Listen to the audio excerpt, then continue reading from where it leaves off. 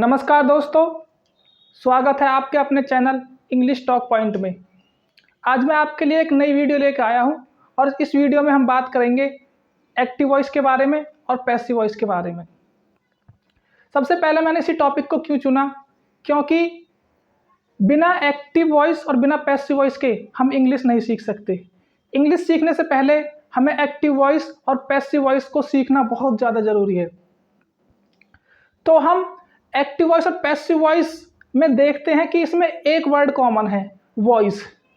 तो एक्टिव और passive voice सीखने से पहले हम वॉइस के बारे में सीखते हैं कि वॉइस क्या होती है, वॉइस किसे कहते हैं। आइए वीडियो को शुरू करते हैं। तो आइए देखते हैं वॉइस क्या होती है और वॉइस किसे कहते हैं। Voice is what describe the relationship between subject and verb that expresses the action। जिससे हमें सब्जेक्ट और वर्ब का रिलेशनशिप पता चलता हो उसे हम वॉइस कहते हैं। यानी कि कर्ता और क्रिया का संबंध जिससे हमें पता चलता हो उसे हम वॉइस कहते हैं। ठीक है, वॉइस हमारे दो तरह के होते हैं, एक्टिव वॉइस और पैसिव वॉइस। संबंध से मतलब है कि जैसे कि मैं आपसे कहने लगा ही ईट्स अ मैंगो, तो यहाँ पर ही सब्जेक्ट है और ईट्स यहाँ पे एक वर्ब है। तो इन दोनों का जो रिलेशन है इसी को हम वॉइस कहते हैं। ठीक है, और दोस्तों मैं आपको एक बात बताना चाहता हूँ, हमारा जो एक्टिव वॉइस और जो पैसिव वॉइस का जो टॉपिक है ये बहुत बड़ा टॉपिक है। इसको हम एक वीडियो में कवर नहीं कर सकते। आज सिर्फ हम ये जानेंगे कि एक्टिव वॉइस क्या होता है और पैसिव वॉइस क्या होता है। सिर्फ इन दोनों की हम डेफिनेशन, इनकी मीनिंग जानेंगे। ठीक है, उसके बाद हम आने वाली सभी वीडियोस में हम एक एक करके जानेंगे सभी एक्टिव वॉइस के रूल्स और पैसिव वॉइस के रूल्स। तो आइए एक्टिव और पैसिव वॉइस के बारे में जानते हैं। Active voice, in active voice the subject appears to be doing the action. Active voice में हमारा जो सब्जेक्ट होता है वो काम करता है, मतलब वो जिस भी सेंटेंस में हमारा सब्जेक्ट होता है वो कुछ काम करता है, कुछ एक्शन करता है, जो वो एक्टिव होता है उसे हम एक्टिव वॉइस कहते हैं। ठीक है, और पैसिव वॉइस में in passive voice the subject appears to be receiving the action. और पैसिव वॉइस में हमारा सब्जेक्ट काम नहीं करता, उसके ऊपर काम किया जाता है। कहने का मतलब हुआ जो हमारा एक्टिव वॉइस होता है वो डूअर होता है, काम को करने वाला, और जो हमारा पैसिव वॉइस का सब्जेक्ट होता है वो रिसीवर होता है। हमारा एक्टिव वॉइस का सब्जेक्ट डूअर होता है, काम को करने वाला, और पैसिव वॉइस का सब्जेक्ट हमारा वो रिसीवर होता है, काम को रिसीव करने वाला। ठीक है, तो इसको हम एक उदाहरण की मदद से समझते हैं। जैसे कि यहाँ पे लिखा है ही ईट्स अ मैंगो, ये हमारा एक्टिव वॉइस है क्योंकि ये जो हमारा जो सब्जेक्ट है ही ये काम कर रहा है, सेंटेंस में काम कर रहा है ईट्स, खाने का। लेकिन यहाँ पे जो यह है सब्जेक्टिव केस, इसको हम सब्जेक्टिव केस बोलते हैं। और पैसिव वॉइस का सब्जेक्टिव केस ये होता है, सब्जेक्टिव जो केस होता है इसमें जो सब्जेक्ट है, इसमें जो सब्जेक्टिव केस है वो कुछ नहीं कर रहा, जो काम है, काम ईटन, वो किया जाता है इसके ऊपर। कहने का मतलब है कि इसमें हमारा सब्जेक्ट एक्टिव है इसलिए ये एक्टिव वॉइस है, और इसमें हमारा जो सब्जेक्ट है वो एक्टिव नहीं है। जैसे कि मैं कहने लगा अ मैंगो इज ईटन, आम खाया जाता है by him, sorry a mango is eaten by him, आम खाया जाता है, मतलब आम के ऊपर काम किया जाता है। आम यहाँ पे कुछ नहीं कर रहा, ये रिसीवर हो गया। कहने का मतलब है कि जो हमारे यहाँ पे जो सब्जेक्ट है ये डूअर होता है, काम को करने वाला, और यहाँ पे जो ये सब्जेक्ट है ये काम को रिसीव करने वाला होता है, इसके ऊपर काम किया जाता है, इसलिए ये एक्टिव वॉइस है और ये पैसिव वॉइस है। तो दोस्तों आइए हम एक्टिव और पैसिव वॉइस के बारे में कुछ बेसिक बातें हैं उनको हम जान लेते हैं, वो कौन कौन सी बातें हैं। अगर एक्टिव वॉइस की बात करी जाए तो इसमें वर्ब की फर्स्ट फॉर्म भी आ सकती है, वर्ब की सेकंड फॉर्म भी आ सकती है, वर्ब की थर्ड फॉर्म भी आ सकती है, कोई सी भी फॉर्म आ सकती है एक्टिव वॉइस में। लेकिन वर्ब की थर्ड फॉर्म को हम पैसिव वर्ब भी कहते हैं। इसमें सिर्फ थर्ड फॉर्म आती है। ये पहला रूल है कि without third form you can not make any passive voice, तो you have to use third form in passive voice. Okay, तो पैसिव वॉइस में हमेशा थर्ड फॉर्म ही यूज होती है।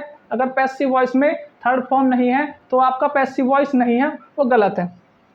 और पैसिव वॉइस में बी का होना बहुत ज़रूरी है। अगर आपके पैसिव वॉइस में बी नहीं है तो आपका पैसिव वॉइस गलत है। बी के बारे में अभी हम बात करेंगे, बी बहुत ज़्यादा इम्पोर्टेंट है। हम सोचते हैं कि बाय आना बहुत ज़रूरी पैसिव वॉइस में। बाय आ भी सकता है, नहीं भी आ सकता, यह आपके ऊपर डिपेंड करता है कि आप बाय को लगाना चाहते हो या नहीं लगाना चाहते हो। ऐसा कुछ नहीं है कि बिना बाय के हम पैसिव वॉइस नहीं बना सकते। You can make any passive voice without by, ठीक है। बिना बाय के भी हम पैसिव वॉइस बना सकते हैं, ठीक है। तो ये कुछ बेसिक रूल है जिनको आपको ध्यान में रखते हुए पैसिव वॉइस को बनाना है। तो दोस्तों, अभी मैंने आपसे कहा कि आप बिना बी के पैसिव वॉइस नहीं बना सकते। तो मैं आपको एक सेंटेंस बताता हूँ। मैंने अभी एक सेंटेंस बोला था, he eats a mango. He eats a mango, ये एक्टिव वॉइस हो गया। और a mango is eaten by him, और ये पैसिव वॉइस हो गया। मैंने आपको कुछ कंडीशन बताई थी कि बिना थर्ड फॉर्म के हम पैसिव वॉइस नहीं बना सकते। ओके, इसमें थर्ड फॉर्म लगा हुआ पैसिव वॉइस में सही है, ठीक है। पैसिव वॉइस में थर्ड फॉर्म भी हम यूज करते हैं। दूसरा मैंने बताया था बिना बी के हम पैसिव वॉइस नहीं बना सकते। तो इसमें बी कहाँ पर है? A mango is eaten by him, इसमें तो कहीं बी दिखाई नहीं दे रहा हमको। क्या, ध्यान से देखिए, इसमें बी है। ये जो इज है, इज, इसको ही हम बी कहते हैं। बी के बहुत सारे रूप होते हैं। जो बी होगी, बी आपको पैसिव वॉइस में कहीं इज, कहीं एम, कहीं आर, कहीं वॉज, कहीं वर, कहीं बीन, कहीं वो बी अपने खुद के असली रूप में दिखाई देगी। कहने का मतलब है बी अपने रूप बदलेगी, कहीं इज के रूप में दिखाई देगी, कहीं एम के, कहीं आर के, कहीं वॉज के, कहीं वर के, इस रूप में आपको बी दिखाई देगी। तो आपको ये जान लेना चाहिए कि बी क्या होती है, ठीक है। तो बी अपना रूप चेंज करती रहेगी। और इसमें एक्टिव वॉइस में बी आ भी सकती, नहीं भी आ सकती, है कोई जरूरी नहीं है। लेकिन पैसिव वॉइस में बी का होना बहुत ज़्यादा जरूरी है।